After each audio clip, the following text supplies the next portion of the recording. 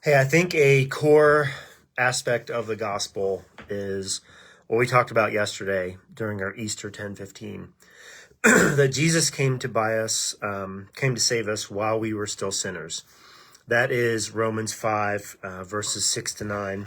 It says this: "We were utterly when we were utterly helpless, Christ came at just the right time and died for us sinners. Now, most people would not be willing to die for an upright person, though someone might perhaps be willing to die for a person who's especially good. But God showed his great love for us by sending Christ to die for us while we were still sinners. And since we've been made right in God's sight by the blood of Christ, he will certainly save us from God's condemnation." So here's what this is telling us. Sometimes we think like here's a human illustration, and I kind of used it a little bit yesterday. I sold that Ford Focus because it had all kinds of problems with it. Sitting in the driveway, had multitude of issues. You can go back and watch the sermon and hear all of them, and there was a lot.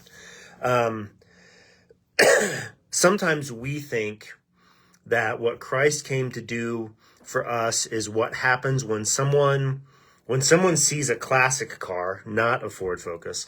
When someone sees a classic car and they think, "Oh man, there's a lot of potential in that. It still has good bones. It still has a good structure.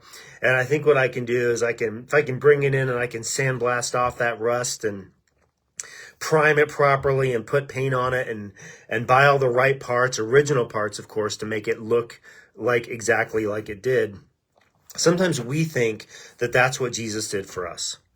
We think that Jesus sees us in our pre-Christian state and is like, "Oh, I can do something with this guy. Like, I cannot wait.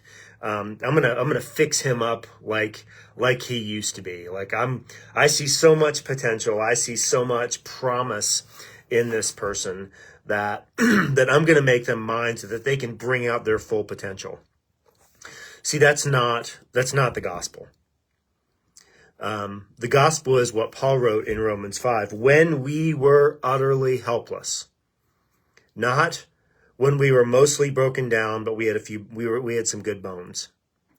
Not, "Oh, there's some surface rust, but we'll scrape it off and we'll have them good as new again." The actual gospel of Jesus Christ is when we were utterly helpless, Jesus came to save us. When we were dead, when we were gone, when we were buried, spiritually, when we couldn't do anything, Christ saved us. And not because of any potential that we had, but because of his goodness and because of his love. This is such a key aspect of the gospel. It's such an important part of the gospel. Jesus came for us while we were imperfect. Jesus came for us when we needed total rescue, complete salvation. And that's what he gives us. And that's hope. Because we are spiritually dead. I talk a lot about Ephesians 2. I'm not going to say anything more about it today, except you should read Ephesians 2. It talks about us being spiritually dead and the way Christ saves us. This is the heart of the gospel.